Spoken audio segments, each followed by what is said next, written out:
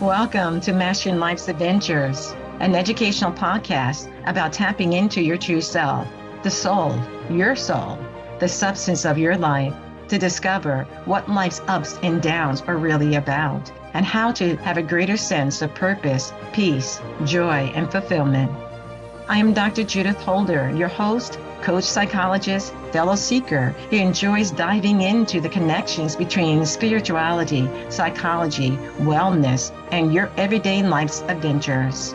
All preparing and polishing you like the facets of a magnificent diamond to be your best self.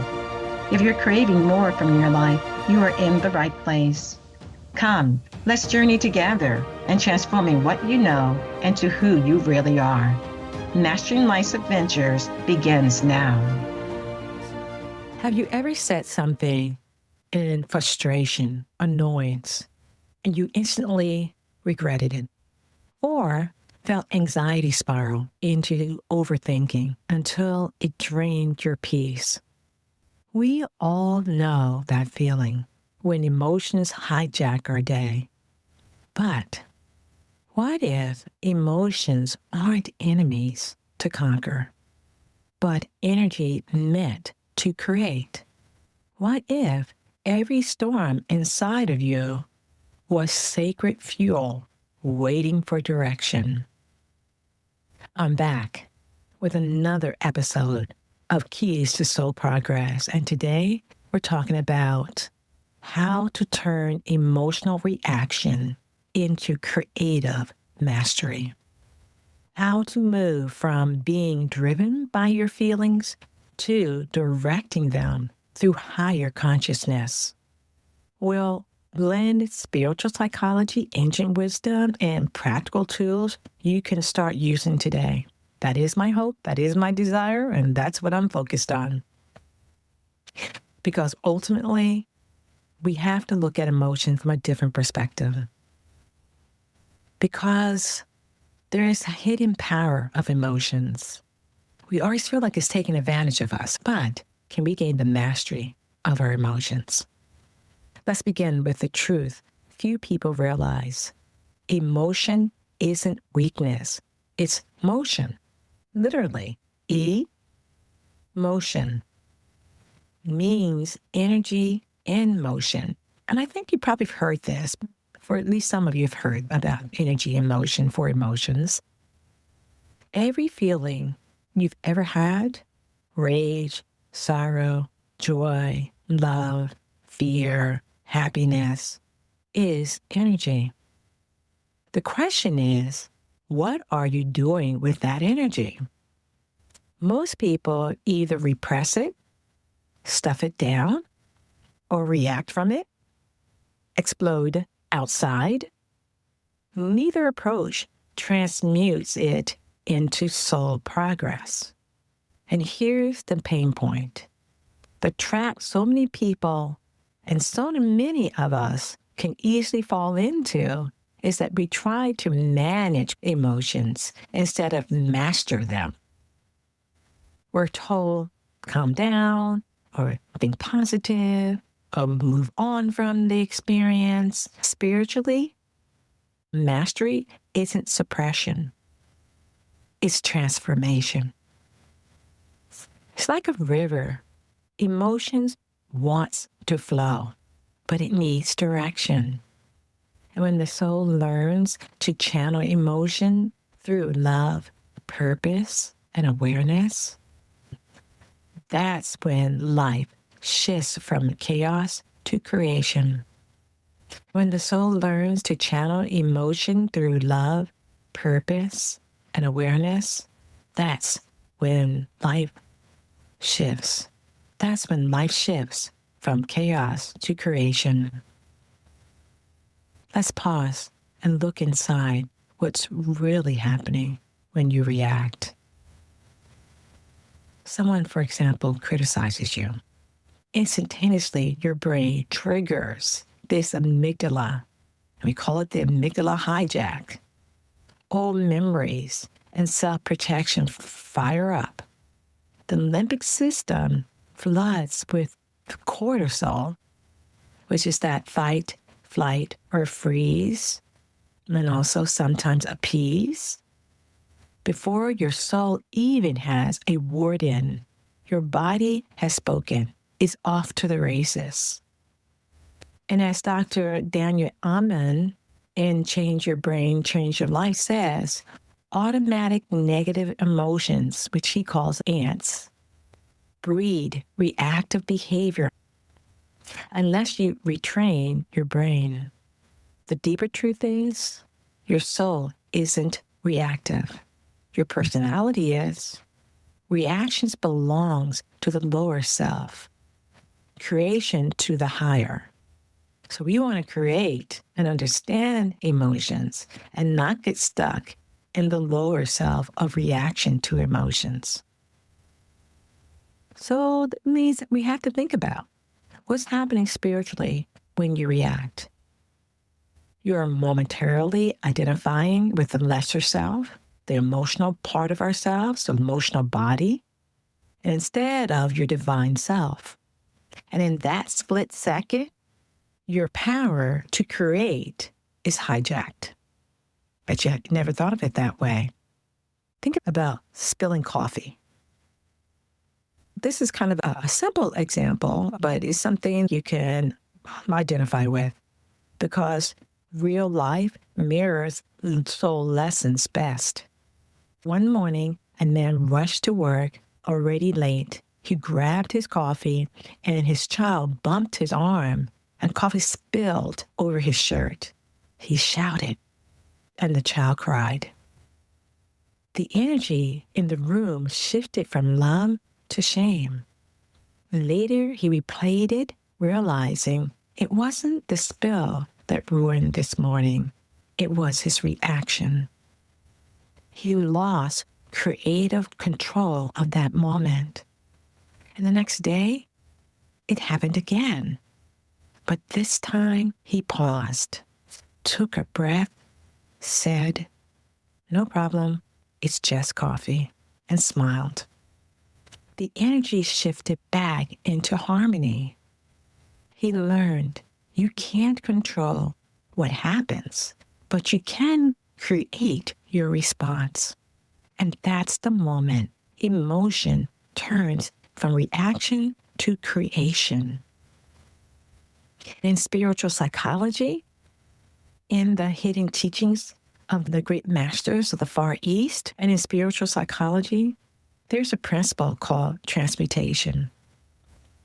It means transforming lower energy into higher frequency through awareness, love, and intention. It's the inner version of alchemy, turning emotional lead into spiritual gold. Here's how it works in practice. Number one, awareness. Feel the emotion, don't deny it. 2, ownership. Acknowledge this is my energy. No blame, no projection, no saying someone made me. 3, direction. Consciously choose where to send that energy. And number 4, invocation. Call in divine help. The Christ light within you, your soul essence, the substance of your life. Ask for its guidance to purify and redirect the situation that has become an emotional mess. So, awareness, ownership, direction, invocation, asking the higher self, your higher, your creator, your God, your Atman, for your guidance and direction. Anger becomes assertive action for good. So we're taking that raw energy of anger, but what we're doing now is switching it up to assertive action for good. It means you change the motive within yourself. You're not now motivated to get angry, to get even. You're finding the anger is there, but you're asking it to transform itself, to transmute itself to assertiveness, that you know this is the right direction or the right statement that you need to make. Here's another. Sadness becomes compassion. We feel what's going on for other individuals. We don't stay stuck in sadness, but it moves us to a compassionate understanding of what others may be going through. Fear becomes wisdom and preparedness. We're no longer stuck in the lower vibration of fear, but use it as a springboard to help us to have greater wisdom, see with discernment, and be more prepared of how we want to deal with a particular situation that may be in front of us. And as the mystics taught, energy follows thought. So if you think low, emotion decays. If you think high, in alignment with love and faith, emotions become creative force. I like to tell a story. There was once a sculptor who saw a block of marble, and everyone saw a rock. He saw the angel inside it. Day after day, he chiseled, sweating, aching, carving. And when people asked how he created such beauty, he simply said, I didn't. I just removed everything that wasn't the angel.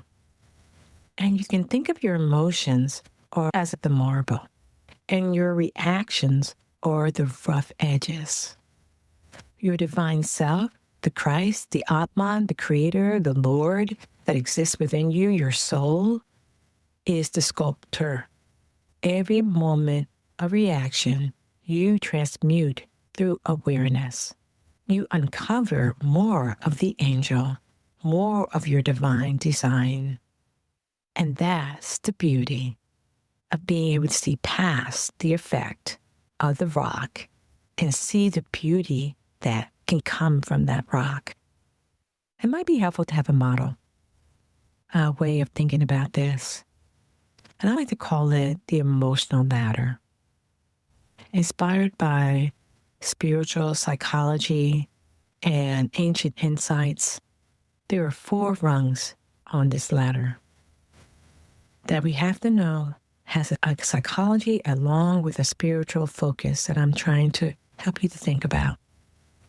A common word in psychology as one of the defense mechanisms you can engage in is suppression. I shouldn't feel this, whatever this emotion is. So then the emotion is buried, not healed. Then the next line on the ladder is explosion. I'll just say it. They need to hear it. This is energy scattered. And then we move to the next rung of the ladder, observation. Interesting. I feel anger arising. Energy is stabilized. And then transmutation, creation, is how can I use this for good?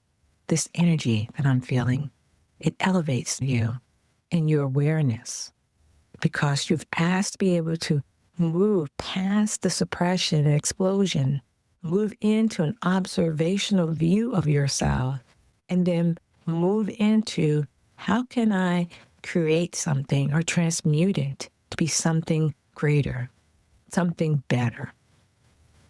Every time you climb this ladder, even one rung, you move from bondage to mastery. And yes, it's practice, not perfection. The more we practice this, the more you move up the ladder. So when Jesus said, "Peace, be still," to the storm, it was both literal and metaphysical. He was showing us the soul's authority over emotional energy. The same Christ light is in you, and you have the power to speak peace to your inner storms and redirect that energy toward creation. I'm always thinking about practices, strategies, or approaches that you can use to drive the points home into your everyday living. So here are 5 simple yet powerful tools to move from reaction to creation.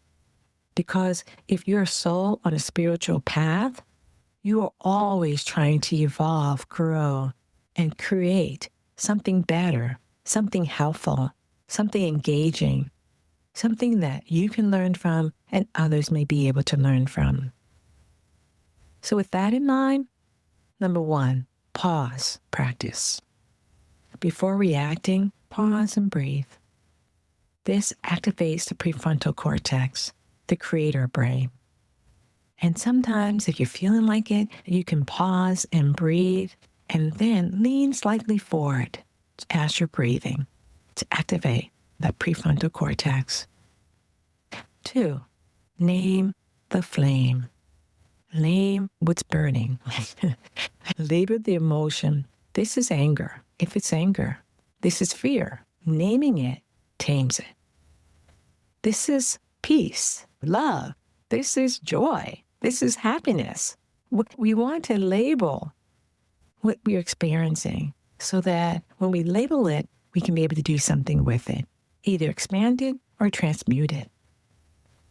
And then also, number 3 would be ask the alchemist question, which is, what is this energy trying to create through me? And if this energy is not of the good, to create more anger, frustration, and bitterness, and pain, and hurt, then it's time for you to say, as an alchemist, no longer. I am transmuting this energy.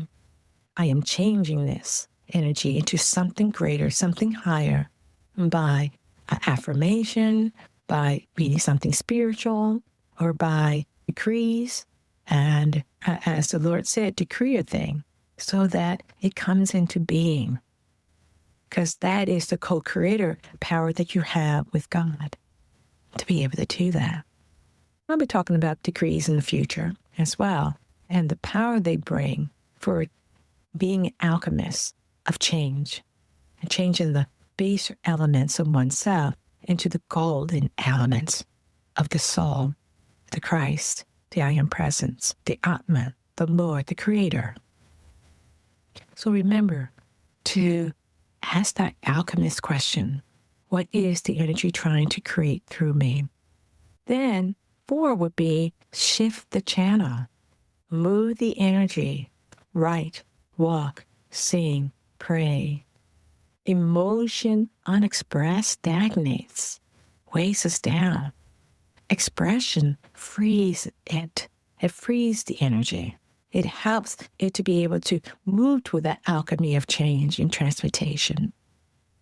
And the 5th is Christ's invocation. Say a quiet prayer. You can say it quietly out loud because there's power in the spoken word. The Christ within me, take this feeling and raise it into light.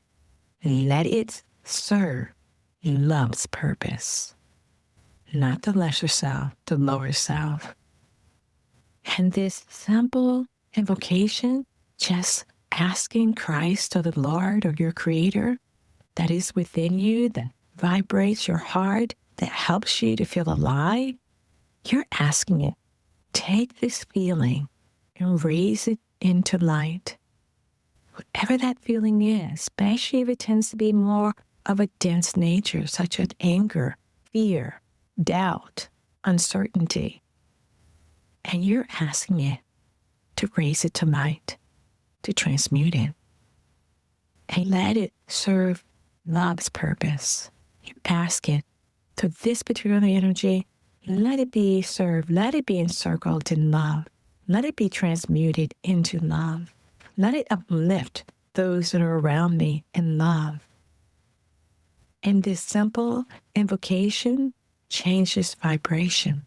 And that's what we're about, is changing the vibrations, looking at the lower vibrations of anger and reactivity and uncertainty and doubt and all these energies that can sometimes swirl within us called emotions, that we're now saying, I have mastery. I have the ability to change this by asking my Lord and Savior, asking my Christ self, asking the Creator to help me, to guide me, to bring this energy into alignment to a higher good. That's the goodness of love.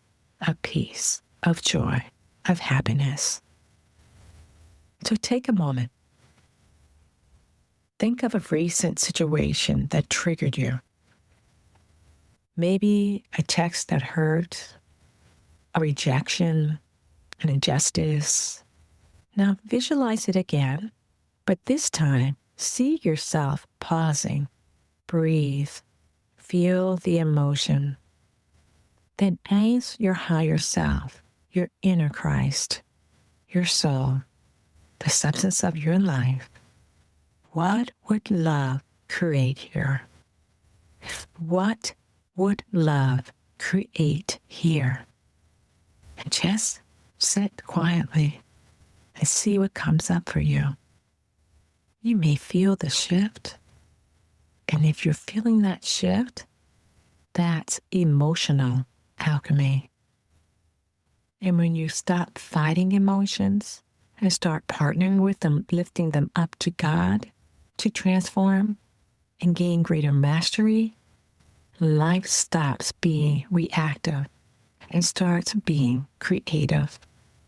You claim authorship of your reality, not by denying feeling, but by sanctifying your feelings to the highest good.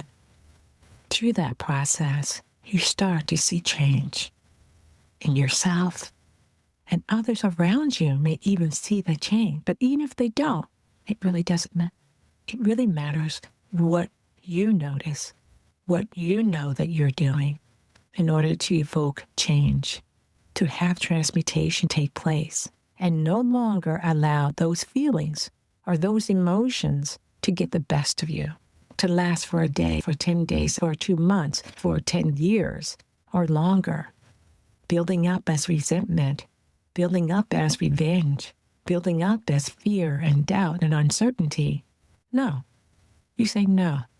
Each day, I have the opportunity to lift this up and as a co-creator with God, to change this energy, change the base element or the base elements into gold.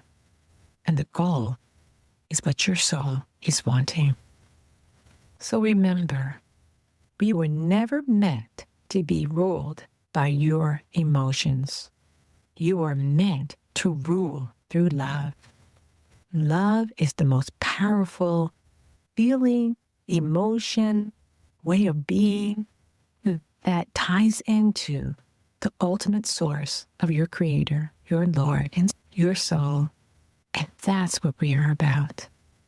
Finding ways to change these elements of negative emotions into the flow of God's emotion, which is love. So remember, reaction is bondage.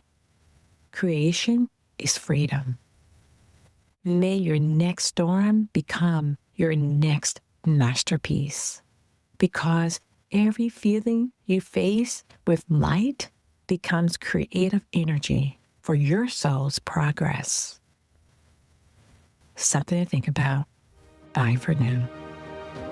Thank you for joining me for this episode on Mastering Life's Adventures, being your best self through soul evolution. If you have enjoyed what you've heard today, I would be delighted if you would share this episode with others, leave a thumbs up, and subscribe to my Mastering Life's Adventures podcast. Look forward to your joining the next episode. Please leave any comments or suggestions you might have below. Bye for now.